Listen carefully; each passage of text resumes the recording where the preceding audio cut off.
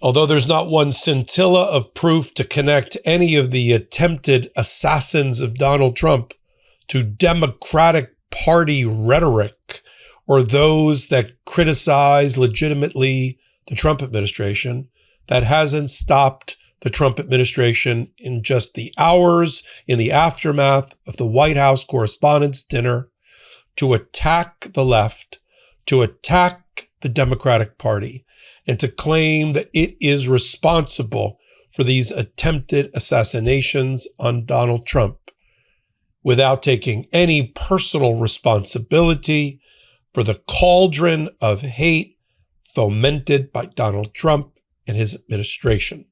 It's the ultimate gaslighting. I cover it here on MeidasTouch and on Legal AF. I'm Michael Popok. Let's get to the bottom of it. Within moments of what happened at the White House Correspondence Dinner, Donald Trump took to the podium, tried to take some sort of victory lap, and argue that this was justification for his ballroom, that this was an unsafe place that was not secured by who? By his own government, by people in his own administration. He runs the Secret Service. He runs the FBI. If there's incompetence surrounding him, it's his fault. Now, in terms of Cole Allen, the alleged assassin who was arraigned today, what his political leanings are or what motivated him to take up a shotgun, a couple of handguns and a knife and go down to the White House Correspondence Dinner is left to future analysis and his defense team. He has a manifesto. He wrote in his manifesto about his feelings about Donald Trump. At one point, according to the manifesto, calling Donald Trump a rapist and a pedophile and taking matters into his own hands.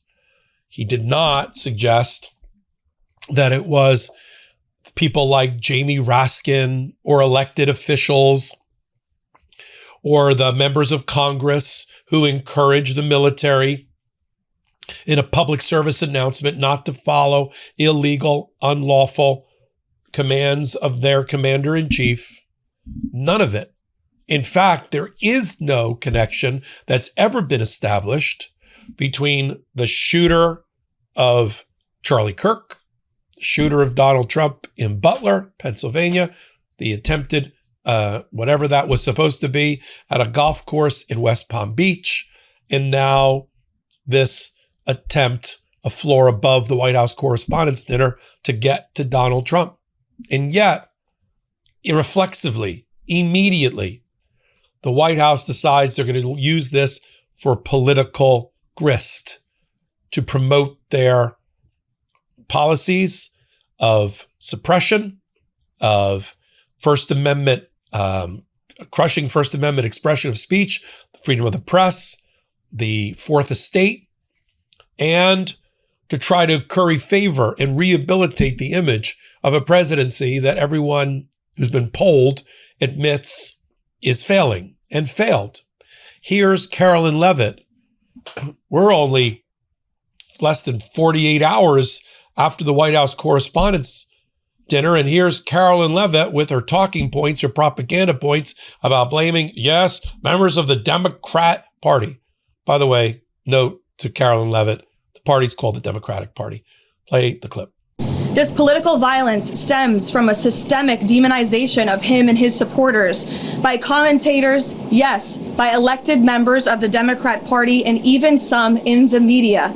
This hateful and constant and violent rhetoric directed at President Trump day after day after day for 11 years has helped to legitimize this violence and bring us to this dark moment. Those who constantly falsely label and slander the president as a fascist, as a threat to democracy, and compare him to Hitler to score political points are fueling this kind of violence. The left-wing cult of hatred against the president and all of those who support him and work for him has gotten multiple people hurt and killed, and it almost did so again this weekend. Now, of course, this is right on cue. We just saw Dana Bash at CNN, which has now been captured by Donald Trump's right-wing friends, the Ellison family, in a purchase last week, go after Jamie Raskin, and ask him if the political rhetoric of the Democratic Party is responsible for activating sleeper cells of political terrorists. I think the answer to that is a resounding no. But what is the purpose of trying to create a through line between the rhetoric and the attempted assassination? It is to crush dissent. See, every person must agree. A fair-minded person, a patriot must agree that if we don't like the policies, if we don't like the laws, the assault on the rule of law, the assault on our Constitution, the assault on the separation of powers, the abuse of power by Donald Trump in real time, we are not only permitted to call it out, but we are commanded to do so by our Constitution and our obligation as fellow Americans and patriots. Because to sit by idly, quietly, silently, bound and gagged, and allow Donald Trump to get away with this expansion of presidential power, these false claims of emergencies and national security matters in order to expand his presidential powers even beyond the outer limits allowed by the Supreme Court. If we were to allow all of that to happen and sit idly by, we would be complicit in the destruction of our democracy and the guardrails around it. That's exactly what Donald Trump wants to do in exploiting events like what happened on Saturday night. This is a playbook of Stephen Miller and those around Donald Trump to exploit a moment of national crisis, a national tragedy that was averted, and use it for political gain, to distract from the underlying failures and lack of moral character of the president, to distract from the failures of that evening. Even Donald Trump had enough brains to say that building isn't very secure. Whose idea was it to go to the Hilton for the Correspondence Dinner, and at the same time, which was the scene of Ronald Reagan getting clipped and almost assassinated, Donald Trump figured out that wasn't a secure building 2 minutes after the event? And who in their right mind puts in one room so many people in the chain of succession under our Constitution and otherwise for the presidency? What idiot, fill in the blank, put Trump number 2, Vice President, number 4, Secretary of State, number 5, Treasury, number 6, Secretary of Defense, number 7, Attorney General in line to the throne, number 8, Interior Secretary, number 12, Health and Human Services, all in the same place. And then Carolyn Levitt said, no, we didn't have a designated survivor because there were a few people that weren't there. Play that clip. The White House discussed doing like it does, for instance, with a joint address to Congress for these large events and designating someone as the designated survivor for future large events that the cabinet attends. Well, those conversations ahead of the walk of dinner did take place, but there were several members of the cabinet in the line of succession who did not attend for various personal reasons. So designating one survivor was not necessary, as we had several members who were not there already. Magic Spoon is basically the grown-up version of your favorite childhood cereal. Same fun, nostalgic taste, just made for real life now. Their cereal is high protein, 0 sugar, and each serving packs 12 to 14 grams of protein, 0 to 2 grams of sugar, and 4 to 5 grams of net carbs, so it's great for anyone who's carb conscious. Plus, the original cereal line is certified gluten-free, which makes it a super simple fueling option for breakfast, a late night snack, or post-workout.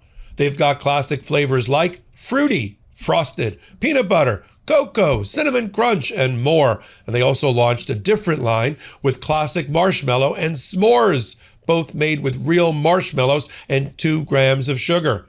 Those really lean into the childhood nostalgia. Just note those are not certified gluten-free, since the marshmallows are made in a factory exposed to gluten. They also have Magic Spoon treats, which are crispy, airy snack bars with 12 grams of protein, 7 grams of fiber, 0 grams of added sugar, and 2 to 3 grams of net carbs. Look for Magic Spoon on Amazon or at your nearest grocery store. And if you want to try something new, check out Magic Spoon's protein pastries. They're packed with protein and taste like the nostalgic toaster pastries you grew up with, but without all the sugar. You can get $5 off your next order, including the protein pastries, at magicspoon.com/legalaf. That's magicspoon.com/legalaf for $5 off. Do you know what the succession statute says?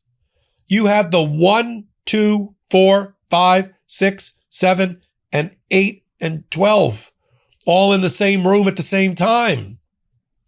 This isn't that Fox show, Designated Survivor, where what was he, the director of Health and Human Services or the Interior becomes the president of the United States?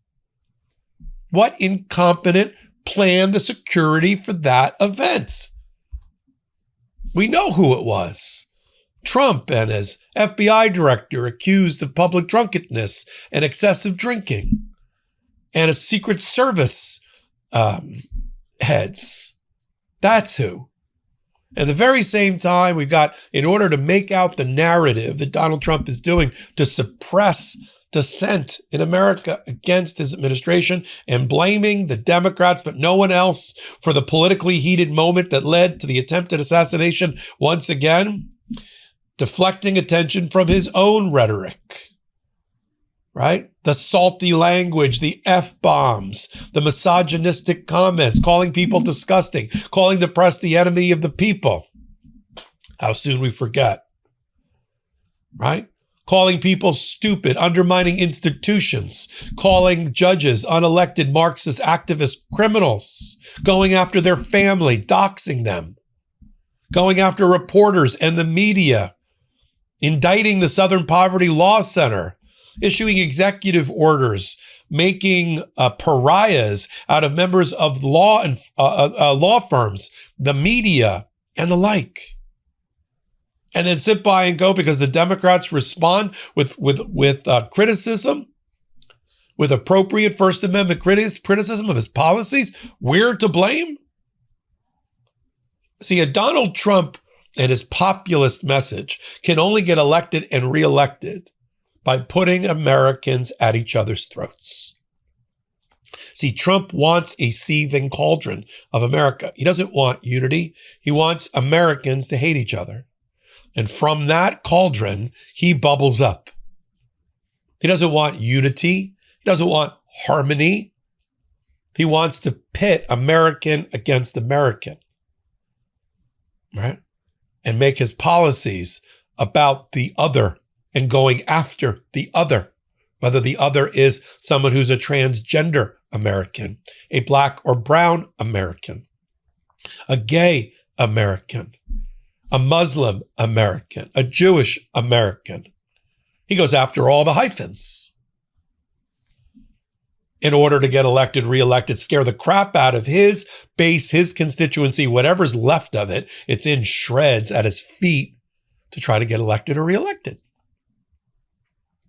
And we call it out here through the prism, through the lens of independence, of courage and conviction on the MeidasTouch Network, on Legal AF YouTube channel, because together we will support and protect and defend the democracy, the Constitution upon which it rests, the rule of law that is required for America to regain its foothold as the leader of the free world once again.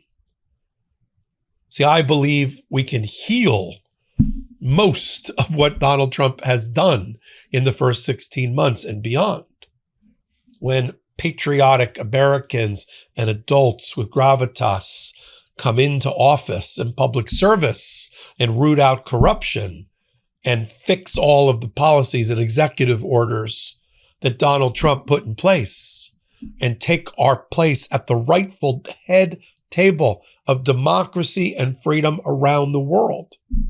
And we will do it. And we will look back on this moment and we will say, we were a part of the MeidasTouch and Legal AF community. We were there. We are building and protecting our democracy with our bare hands. The only way we know how to do it together. I'm glad you're here. I'm Michael Popok. Take a minute, hit the free subscribe button over here and on Legal AF. Until my next report, this is Michael. Can't get your fill of Legal AF? Me neither. That's why we formed the Legal AF Substack. Every time we mention something in a hot take, whether it's a court filing or a oral argument, come over to the Substack. You'll find the court filing and the oral argument there, including a daily roundup that I do called, wait for it, Morning AF. What else? All the other contributors from Legal AF are there as well. We got some new reporting. We got interviews. We got ad-free versions of the podcast and hot takes. Where? Legal AF on Substack. Come over now to free subscribe.